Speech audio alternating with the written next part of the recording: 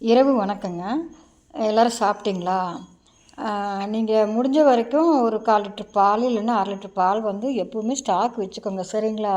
Night உங்களுக்கு பசிக்கிற நேரத்தில் அதை சூடு பண்ணி குடிச்சிக்கோங்க. சர்க்கரை இருந்தாலும் சரி, இல்லைனாலும் சரி, சூடு பண்ணி குடிச்சு படுத்திங்கன்னா கொஞ்சம் நல்லா தெம்பாகவும் இருக்கும், நல்லா தூக்கமும் வரும், சரிங்களா?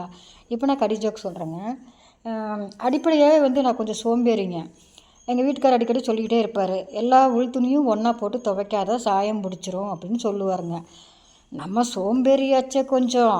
அதில் என்ன பண்ணணுங்களா, இன்றைக்கி என்ன பண்ணேன், எல்லா உள் துணியும் போட்டு வாஷிங் மிஷினில் துவைச்சி எடுத்துட்டேங்க.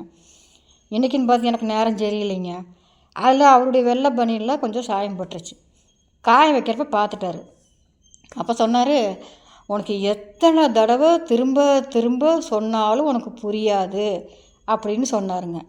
இப்போ நான் சொன்னேன், ஏன் நீங்கள் நான் திரும்ப திரும்ப சொல்கிறீங்க, நான் நேராக இருக்கிறப்ப சொல்லலாம்ல அப்படின்னு சொன்னனுங்க.